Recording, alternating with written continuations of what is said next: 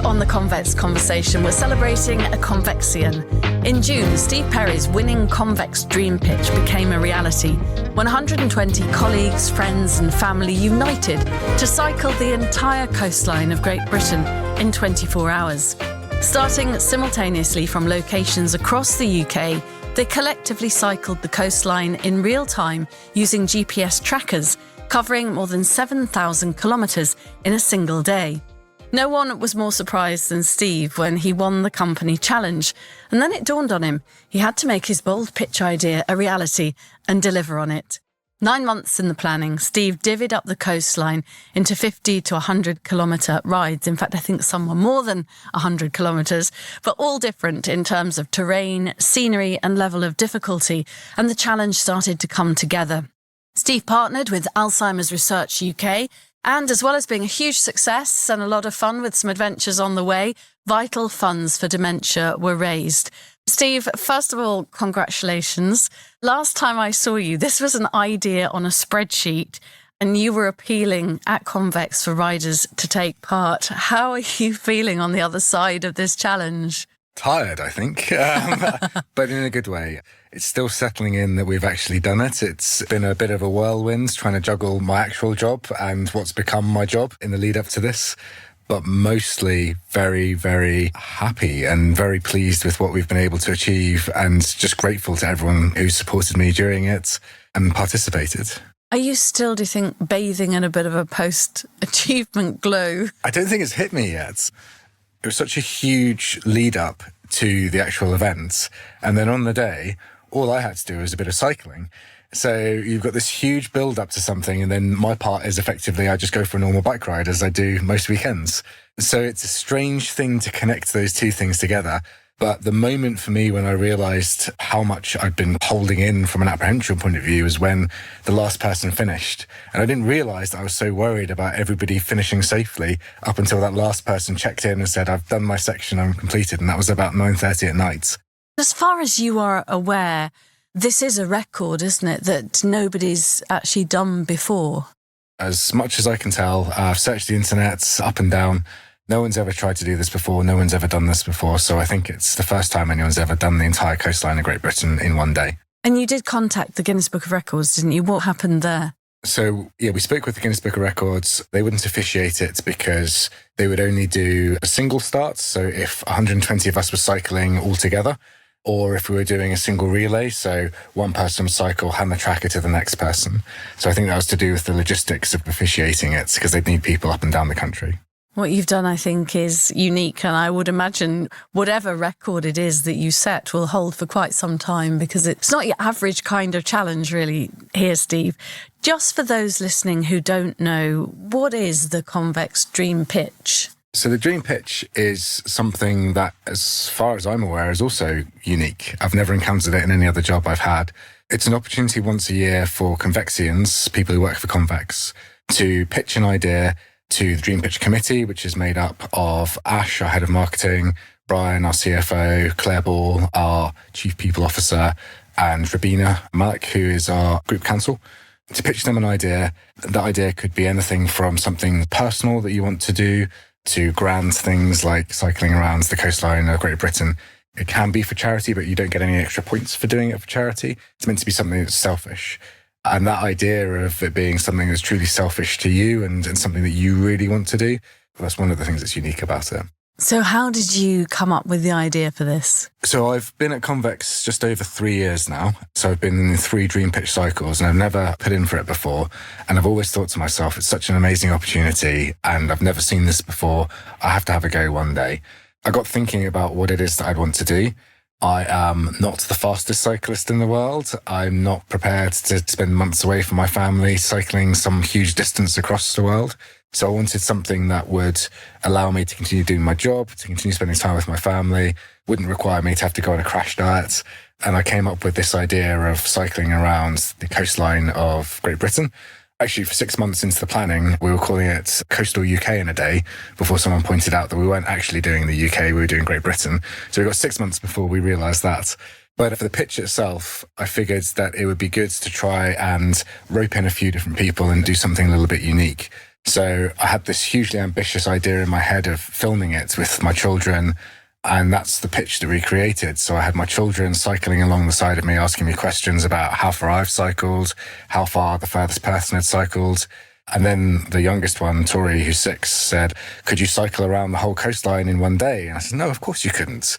And she's like, well, what if you had some friends? And then it cuts to someone from my cycling club who's like, you know a lot of people who cycle, and I'm sure you can find lots of people who'd be willing to take part in this with you. And then it cuts back to me going, oh, it'd be really hard, loads of effort, cost loads of money, and I don't know how I do it. And then it cuts to 2 people from Convex, 2 other people who had roped into this, who were like, aren't you head of delivery? Surely this is the sort of thing that's in your wheelhouse. We can help in some ways. Maybe Convex can even help. And then it cuts to all of us wearing Convex t-shirts going, oh, maybe Convex can help. There must be a way. And I think that was the pitch that I showed in the presentation. And that, I think, in itself was a bit unique from a pitch perspective. And did you have any idea or any expectation that you might actually win it? Well, the way that the dream pitch works is you don't know who else is entering. So after the pitches were in, Ash told me that there were 3 or 4 going through to the final. And he said, there's some really, really heart-wrenching pictures in there. There's some really meaningful pictures. There's some really emotional pictures. And I'm there thinking to myself, well, mine's none of those things. Mine's just a bit of cycling. So I don't really have much of a chance. And then Ash and someone else from our marketing team ambushed me one day with a camera to tell me that I'd won. And I was very proud of myself. I managed to not swear. But my first reaction was, how am I going to do this? What went through your mind? It's one thing going through presumably quite a nerve-wracking pitch and putting your story out there. But once you'd found out you'd won, does the reality kick in that actually you then have to make that happen? And logistically, I would imagine it's not an easy challenge to organise. How did you feel in those first moments when you realised that now you had to get on with it and crack on and do it? So there's a very funny moment when we were recording the video. One of my colleagues, Jenny, her and I were cycling back to the start line.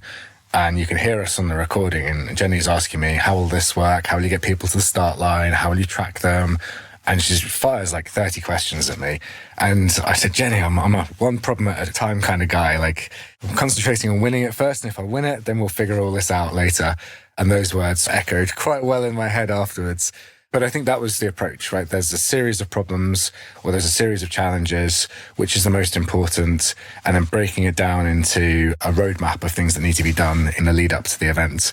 So the first thing that I did was I spoke with Ash. I tried to set some ground rules of what Convex was happy for me to do.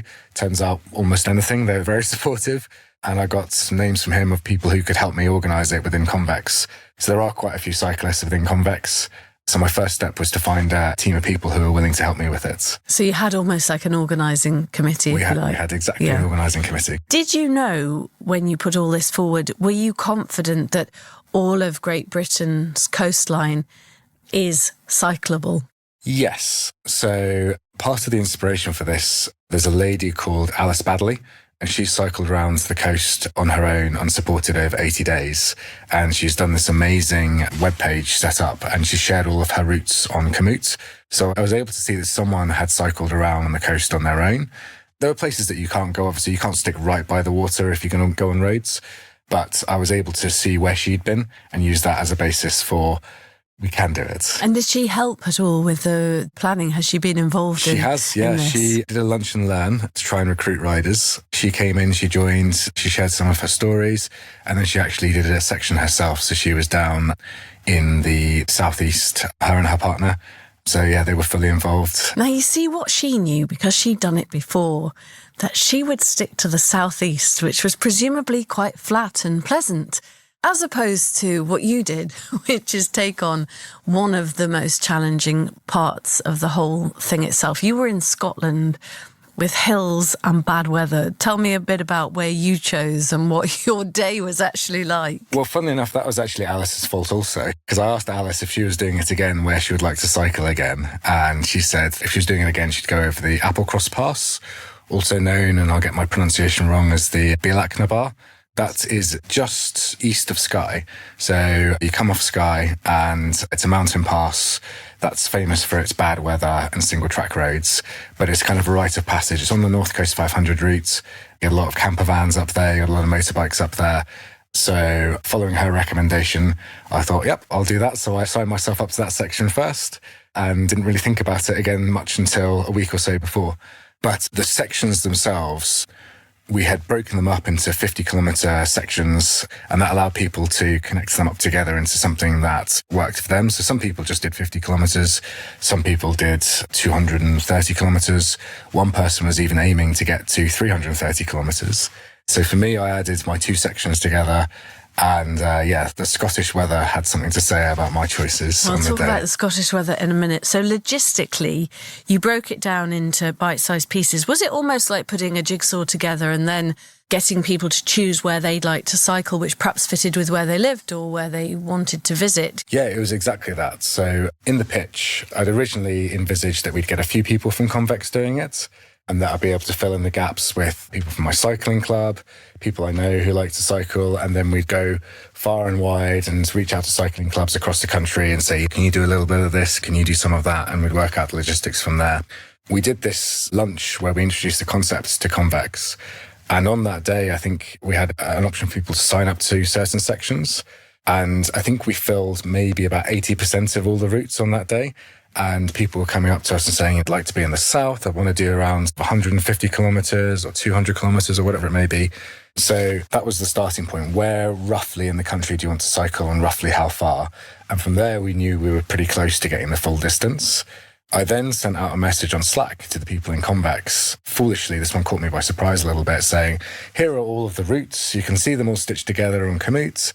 You can have a look at specifically where you want to go. And over the course of the next week or so, we'll start to reach out to you and we'll find out exactly which routes you want to do. I think that was 9 o'clock in the morning on a Wednesday. By 4 o'clock in the afternoon, we had about 70 messages on this Slack with everybody saying, I'd like to do this one. This one's for me. I'm going to do this, this, and this one. And it really took me off guard because during the course of that day, we'd filled up most of the sections and we had people arguing over specific routes, mainly in the southeast. And yeah, we got it mostly covered. The whole jigsaw came together in one day, almost. Were there any tricky bits that you had to persuade somebody to do? Were there missing bits on there where nobody had volunteered, so you needed to do a gentle nudge to encourage someone to take on a not so popular route? Once I realised that it was mostly going to be people coming from Convex, it meant logistically we were going to have to get a lot of people from London up to Scotland. So we were a little bit tactical. So if you were comfortable cycling long distances, if you knew what you were doing, if you were okay with breakdowns, then up to Scotland you go. And if you're less confident cycling, if you're less experienced, someone nice and close to civilization around the southeast or the southwest. So we were a little bit tactical in where we were nudging people. We did have quite a few dropouts, though, towards the end, as you would expect. One of the things that I learned from this is just how much life happens and how many things happen to people which mean that they can't take part in it anymore. So we had some sections that we had to fill out with different people. And towards the end, I was kind of roaming around the office, sort of, you look like you can cycle. Do you want to go to Scotland? And, no, I don't want to go to Scotland. So we had to get a bit creative towards the end to fill those gaps. Did you pull in a few friends as well? Pulled in some friends, pulled in some people from my cycling club. Begged and borrowed people to go a little bit further than they wanted. And then there was one particularly tricky section in Scotland. A lady was doing 170 kilometres in Galloway and she broke her hand playing rugby a week and a half before the event. So that was about as bad as it could be. And not being able to find anyone to fill the gap, I put it on Reddit and just asked for help, like sort of help needed with this challenge.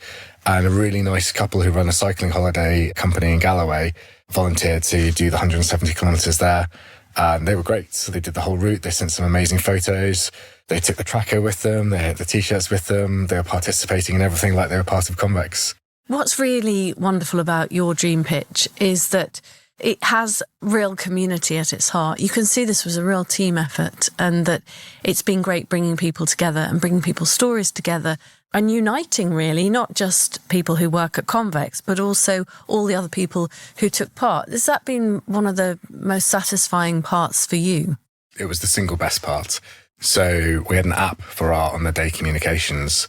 We had 2 groups, one for people starting and stopping, making sure that they were safe. So we had an on-the-day team who was making sure everyone was okay and was knowing when they started their rides and knowing that they'd safely stopped.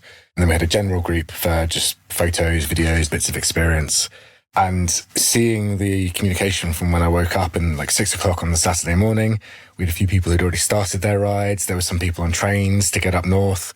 And the flow of communication continued throughout that whole day. In fact, 2 or 3 days in advance and 2 or 3 days afterwards, there was still lots and lots of chat about it. And the amount of reactions that each post was getting, every photo got a whole bunch of likes attached to it. And there's some amazing stories of people helping each other out to finish their sections. There was one person whose bike broke, so they had a very special bike that had a belt rather than a chain. And the idea of a belt is that there's no maintenance ever required. They're basically indestructible, except, of course, on the day his belt broke. So we had our on the day team who were also part of Convex. So we had 2 people from our crisis response team that usually do kidnappings helping out. We had one lady from our marketing team and our chairman's executive assistant all helping out on the day. And they were able to find a bike shop for this person, get this person to a bike shop, get them a rental bike and get them back on their route. But by that point, they'd missed their ferry and there weren't any further ferries that day. So the person who was cycling to meet them volunteered to do an extra 30 kilometres on their cycle so that they could pick up their routes. So people were actively trying to come together to solve problems on the day. Any kind of injuries, or did anybody take a tumble, or? Thankfully, no. During the dream pitch, Brian, our CFO, who is also an actuary by trade, asked me a very actuary question, which is how many people do you think will fall off their bike? And my answer was hopefully none. I think 2 people fell off their bike and grazed their knees, but nothing particularly serious. Nothing that the actuary would need to worry about. Nothing that the actuary would need to worry about. The UK is hilly, it's flat, it's green, it's barren, it's mountainous. Give me some examples of what the different parts of the coast look like in terms of terrain and conditions. So if we start from the top, the east coast of Scotland is pretty barren. It's relatively flat, but the winds can be a problem in Scotland. There's not a huge amount to see. It's not as dramatic as the west coast by any stretch of the imagination, but yeah, mostly flat. And then you get to the east of England, which is incredibly flat. And some of the people cycling those sections with some of the longest sections there because they were able to just point their wheel forwards and crack on. Once you get down to the south of England, the hills start, the coastline changes, it becomes a bit more craggy. You spend your time going in and out a little bit more. And then when you get down to the very southwest, there are considerable hills down there. There were quite a few people who had signed up for places that they know to be nice, like Devon and Cornwall, not really realising the extent of the hills down there. On your way back up, the hills continue, and then you get to Wales. And Wales is a mix of everything. Wales can be very, very flat at the bottom. It can be very remote. It can be very, very hilly in places. And it can also be quite exposed to the wind. A few people were caught out by the wind, especially one person who was cycling around Anglesey, who was simultaneously thanking the wind and then cursing it a little bit later on when they got round the island. And then you get up to the west of Scotland, which I think is the most dramatic part of Great Britain by far. It's the longest part of the coastline. So we divided the country up into west of Scotland, east of England, south of England, and then mostly Wales and a bit of England. But from a coastline perspective, due to the cragginess of the west of Scotland, that had the longest coastline by far. And it's hugely dramatic. The roads are pretty good. Some of them are quite fast. There's some great cycle paths there around there. And my section was from the bottom of Skye. So I started in Portree, cycled over the Skye Bridge, through the Kyle of Loch Loch, and then up towards Loch Torridon and ideally over the Applecross Pass, but I didn't quite make that. What was the weather like and what were conditions like where you were? Well, for most people in Great Britain on the cycle, it was a perfect day for cycling. Very little winds. It was about 25 degrees. We have mostly amazing photos of sunshine, people with ice creams, people with beer, after their ride, of course.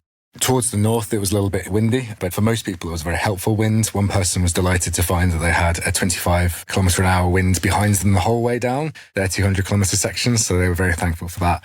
And there were a few spots of rain in the morning for a few people, which was a little bit of a wet start. And then you had Skye, where I was starting, which had wind and rain for most of the day. So myself and Alistair, we started together in Skye. Alistair was going around the whole of Skye and I was doing the bottom section and then coming off. We delayed our start by an hour to let the worst of the rain pass. But within 5 minutes of our cycle, My waterproof jacket was no longer waterproof. All of my clothes were soaked. There's water in my shoes. We were absolutely drenched. And the sideways rain continued for me for the first 50 kilometres. I turned up at the first stop and I met my mum there who'd come up with me. And I could barely speak. I was absolutely freezing. My shoes were soaked. Everything was absolutely soaked. I was also pretty ill when I started as well. So were you really? Yeah, I've been ignoring it for quite a while and just sort of can't get ill. I'd had a cold for a little while in the lead up to it. So I think my cycling changed that day. I wasn't in a very happy place for the first 50 kilometres. And then when I had that first stop, I asked my mum if she had any ibuprofen. And she put some on the table, went to go and get a coffee. And when she came back, she said, now, be careful to only take one because they're the really strong ones. By which point I'd already taken two. And that seemed to have sorted me right out. And I think all my aches and pains went away. And I really enjoyed the second section of my ride. And it was beautiful. It was absolutely stunning. I had everything that you could possibly want from Scotland, going in and out of locks, up and over hills, on my own, on quiet roads, just hearing the birds. It was fantastic. But then the last part of my ride was over the Applecross Pass. And I knew that it wasn't necessarily going to be my choice whether or not I got over that or not because of the wind. And the wind was quite strong that day. I'd met a couple of people in a cafe who'd come the other way I was going over the mountain. I think their words were, it was horrible, but it was doable because we had a strong tailwind. So I set off to do that. It's about an 8-kilometre climb and you're going over just under 700 metres of elevation on the climb. And the first 2 kilometres were amazing. For the first time that day, the sun came out. I saw my shadow for the first time. Took my winter jacket off, took my rain jacket off, took my winter gloves off. It was great. And then I turned a corner and I hit the wind. And the wind was really, really hard. 35 mile an hour wind straight in your face. So I got another couple of kilometres up the climb and I'd seen some motorbikes turn around because it was too windy. And I thought to myself, oh, yeah, I can do it. I can definitely get past you guys. I carried on a little bit and I was very concerned about coming down the other side because the wind descending can be quite dangerous. And I'd nearly been blown off the road a couple of times before. And it just got to the point where I was making such little progress and I was so concerned about coming down the other side and the wind was getting stronger and stronger the further I went up. I stopped and I called my mum who'd gone up and over in the car and she was at the very top and I was trying to tell her that I was going to take the backup route, but I couldn't hear anything because of the wind. And all I could hear was the on the phone as she was getting blown away at the top of the mountain. So I turned around and came back down the mountain, instantly hitting like 70 kilometers an hour because of the wind behind me. And I had a backup route that took me around the edge of the mountain and to the finish point. But I was quite relieved when I met up with my mum at the end and she told me that she hadn't seen any other cyclists on the mountain as well. So at least I knew I was making the right choice. Didn't an image of your young children pop into your head when you were making that decision as to whether you should continue on that, what sounds like a rather hazardous route due to the weather? Yeah, it's funny. Looking back at it, I say to people it was a tough choice, but at the time there's no choice to be made. It would have been silly for me to carry on. And I was thinking about my children and how silly I would feel trying to explain to them that I was in hospital having fallen off my bike, trying to go over a mountain in the wind that even motorcyclists weren't daring to go over. Your day or your part of the cycle sounds like it ended up being fairly full on and pretty dramatic and probably a lot more dramatic than other people who were tootling along quite nicely with a backwind and some sunshine and some nice scenery. But did you manage to just focus on that, or were you also having to think about the bigger picture? Or at that point, do you just crack on because you know that the bigger picture's really been taken care of? Well, so other people may have had better weather, but everybody had their own challenges. And there are so many challenges that we can talk about in a bit, some of the stories from the day. But for me, I was able to just focus on the cycling. I was listening to an audiobook for 7.5 hours and it was great. Not the Convex Conversation podcast. I'm afraid not. Oh my goodness, Steve. I could have given you lots of exciting episodes to listen to. I didn't think of it. I was listening to the audiobook about Top Gear, actually. Were you? But we had an on-the-day team who were managing everything. My assumption was that they'd be really, really bored. These people had volunteered their time to help out, and we had 4 of them. And I was thinking to myself, that's overkill. They're going to be really, really bored. They're not going to have anything to do. But it turns out they were active from when they woke up at 6:30. Bear in mind, I told them people probably start cycling about 8. And actually, people started about 4 in the morning, right through to the last rider who finished at 9:30. And during the course of the day, they had ferries to sort out. They had trackers not working properly to fix. people who had stopped in various different locations for lunch but hadn't been moving for quite a while to make sure that they were okay. They were run off their feet. Nikki, who was one of the ladies helping, she brought her Kindle in case she got bored and didn't look at it once during the course of the day. That's so very Nikki, isn't it? Yeah. And actually, if I was doing an event like this, I know Nikki well and I want Nikki on my side. Yeah. I asked her if she was cycling because she's very fit. And she said no, she was going to do the organisational side. And actually, I don't think you could wish for anybody better, really, to be taking care of those sorts of things. What are the standout stories from the day? There's a lady called Jay who was taking part in a backgammon tournament that day. So she got up at 6, she did the first 40 odd kilometres of her cycle, turned her tracker off for 10 hours, did her backgammon tournament, and then carried on and did the remainder of her ride, having told everybody in the tournament about the cycle that she was on and helping to raise some money during the day. One of my colleagues, Chris, he went back to his university town with his university friends, and the three of them cycled around their old university town, reliving their youth somewhat. And then you had some people who were really pushing themselves. So there was a person called Lachlan who signed up to cycle 330 kilometres in Scotland. So he was in the section above me and he'd taken on the biggest chunk. And he had probably the hardest day out of everybody, not even due to his cycling. So he had trained hugely for it. He had done a huge amount of preparation. He'd done a huge amount of training rides because that's a serious distance to be cycling. So on the Friday, he flew up to Glasgow to meet his friends, to get to a starting point in Torridon. Got to the airport in Glasgow, he landed, went through security, waited for his bike to come out, and waited and waited and waited. And after an hour or two, it was clear that his bike wasn't coming, and his bike had stayed in Stansted, and they couldn't get it back up to him for the start. So he had to go into Glasgow, I think, and try and find a bike. Lachlan's incredibly tall. He's 6'8", I think. So trying to find a bike his size to do this distance, it was nigh on impossible. And he eventually found the closest thing that he could get to a road bike, rented that, drove to his start line with his friends, found that the bike didn't have all of the parts it needed to fix the front wheel to the frame. So ended up taping the wheel to the frame, taping the axle together, and then set off knowing that 330 kilometres was probably out of the question now. But he still managed to do over 200 kilometres on a rental bike that was literally stuck together with tape. And luckily, before the ride, we thought about contingency and we'd found someone to cycle from above him. So he wasn't having to do the whole 330 kilometres on his own. So we had some redundancy built in there. But even that person, his bike, he couldn't get the gears working in the morning. He had electronic shifters and they weren't working. So he had to go and rent a bike as well.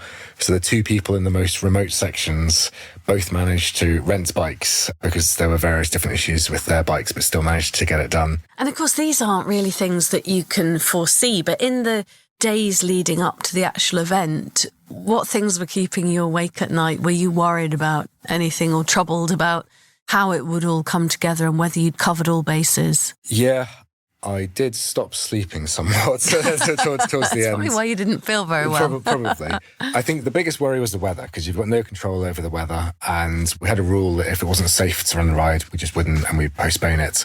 It was quite interesting. So in the early days of the organisation, I was trying to mitigate that. And I was trying to find contingency insurance so that we'd be able to recoup the money that we'd spent if we weren't able to run it for the weather. After speaking to a number of brokers, it turned out that Convex was the place to go for our contingency insurance. I was going to say, forgive me, don't you work at the right place for that kind of thing? I mean, Convex insuring themselves against their own contingency kind of defeats the point of it. A bit unusual, isn't it? A bit unusual. So the weather was the big worry. And luckily, for most people, the weather was perfect. We had lots of smaller bits of logistics. So the unreliable nature of the trains. We had lots of ferries as well. Most of these ferries were very small. We've got some great pictures of people who have one-person or two-person little rowboats. We had one ferry that we commissioned specially to start early for us. So we paid a man in a boat to help us on the start. So it was all of the various different little bits of logistics in the lead up and making sure that everybody got to their start point and the ever-present threat of somebody not being able to do it for various different reasons. In the week leading up to it, anytime I got a Slack message that I wasn't expecting, it was opened with a sense of trepidation. And of course, I've got to ask, any punctures? Actually, no, not that many punctures. In the lead up to it, I was running a course on how to change a puncture just to... It would have definitely been in your course for how to deal with a puncture. Yeah, there were a worrying amount of people signing up to say they needed to learn how to change a puncture. So for 3 days, always in a white shirt. I changed a puncture to show people how to do it. But yeah, we had a couple on the day. I think there was only maybe 3 or 4 punctures in total. We had a few issues with people's chains and a couple of people came off their bikes. But other than that, it all went really smoothly.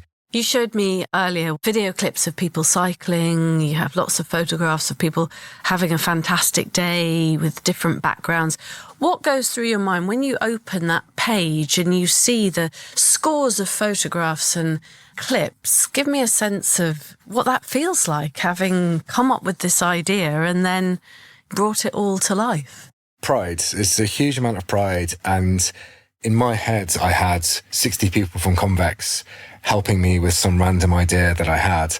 But in reality, I've got 60 people who had an amazing day and have gone out of their way to push themselves and to do something and then to thank me for it afterwards and to share their experience and tell me how much they enjoyed it. And I'm still getting thank you messages now from people. So to see all of those people in all of those different places, enjoying themselves, reconnecting with old friends, doing it with their family, with their parents, with their children, and having something unique that they wouldn't have ordinarily been doing because of an idea I had to take advantage of an opportunity at the company that I worked and the genesis of all of that. It's hard to wrap your mind around a little bit, but those memories of the lead up to it and having all the messages on the day and all of the photos and all of the stories afterwards and people sharing the roads that were closed and the different things they had to do to make their day work, that'll stay with me forever. Do you think that it should be an annual event? Quite a lot of people have asked me about this. Have they? I would be very supportive of it being an annual event, providing I don't have to organise it. I think in terms of having a day job and doing the organisation, it was quite a lot. But I think it would be a great annual event. Of course, what also makes this different is because it's the Convex Dream Pitch, the idea for the winner is that whatever you want to do, whether you want to row an ocean or whatever that winning dream is, you have the backup and support. So you are able to do your day job feeling supported because you've won the pitch. You also partnered with a charity that's very dear to Convex's heart, Alzheimer's Research UK. How did the charity get involved and how did they help with all of this? They were hugely helpful. So right at the very start, I met the team from Alzheimer's Research UK. Jen came to our lunch and learn and explained to people not just the importance of the charity, but the real scientifically proven link between cycling and delaying or averting dementia. There's a part of your brain that you engage when you cycle, and that sort of activity that actively helps combat dementia. So she went through and she explained all of that. She helped us set up the charity page. She was on our Slack helping doing the organisation. And they also, Alzheimer's Research, organised their own cycling events themselves. So they set up some calls with the people who organised those events for me to sense check what I was doing was legitimate and credible and making sure I hadn't forgotten everything. And Jen actually partook as well. So she did a section in the south. So she was putting her money where her mouth is and was getting on her bike and cycling with us. So it wasn't just us doing this for Alzheimer's Research. Alzheimer's Research was doing this with us as well. And of course, Convex is once again named in the top 10 great places to work by the Sunday Times. What do you love, Steve, about being part of Convex? It's this, really. It's things like this. Of course, Convex is a business. We're here to make money. We do something that is a serious and important thing, and it benefits many people. And there are lots of companies that are in insurance, but there are few companies that I can think of that make culture such a huge part of the job. I mean, thinking right back to when I was interviewed at Convex, the first interview that I had was with our HR team. And I won't repeat exactly what was said, but effectively they were working really hard to make sure they found the right people at the right time. So before you worked out your competencies and whether you were able to do the role, they were ensuring that you were the right fit and the right personality. On my second week at Convex, I went to a presentation by Teresa, who was a previous Dream Pitch winner, and she had rowed across the Pacific. And seeing what she had done, I was awe-inspired by it. I couldn't wrap my head around how someone would spend that amount of time rowing, just logistically, but also that this was something that was an option at the company that I worked at. So everything from the Dream Pitch, the Family Festival, the science days they have in the office, their involvement with the Seascape Survey, all of these things, it makes Convex more than a job, and it keeps people engaged, it keeps people active, and it makes them feel like they're part of something bigger. So that's, I think, why Convex gets into the top 10 of these things. I sense that you are a bit of an adventurer and that you like to push yourself and you like a challenge. Would I be right in that? I do, yeah. I like to see what I can do. I like to try and find where limits are of things, and I like to say yes to things as well. Part of this was my parents, they used to run an events company, and they were always doing logistically complicated events like this. And my role in Convex is complicated, but not from a physical logistics perspective, from an organisational perspective. So it gave me the chance to kind of see where my limits were from a physical logistics perspective and sort of put all these things together. So yeah, it was really a great experience, but I do like to push myself. And also, you do like to say yes. And I think we're similar on that front. I think sometimes in life, things present themselves, don't they? And sometimes if you say yes, you're never quite sure where that leads. Has that been the case in your life, do you think? Have there been times when you've just gone with the flow, said yes to something, not really quite sure where it's going to lead, and then had an incredible adventure? Those are the things in my life that I remember, saying yes to things or deciding to do something, not knowing how I'm going to do it. And it's something that we try and instill in the children. So we went interrailing last year with the kids who were 7 and 5 at the time. And people thought we were absolutely mad to spend 2.5 weeks on a train with kids. And it was amazing. And they've got a real sense of that spontaneity. And we don't know what we're going to be doing in a week's time. We know roughly where we're going to be, but we don't know what we're going to be doing when we get there. We'll find out on the day. And I think that mindset of what are the options available for us? What are the things we can do? How can we push ourselves? How can we do something that's new and exciting and unique? That's what makes life worth living.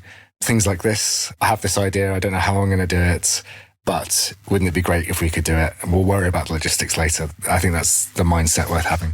Well, if you have another great idea and you want to start another challenge, count me in. Sadly, I wasn't available on the day that you were cycling, otherwise I would have joined you. And my only experience of long-distance cycling was when I was 17. I cycled with my best friend from Grimsby to school camp, which was in Yorkshire. We did 110 miles. We'd been training by Grimsby to the Humber Bridge and back every day. And when we were about a mile away from school camp, we decided to stop, have an ice cream and put some lip gloss on. And as we cycled down the hill into school camp, people questioned whether we'd actually caught a train or not. So that wasn't great, but I'm in if you do another challenge. Congratulations, it's a fantastic achievement.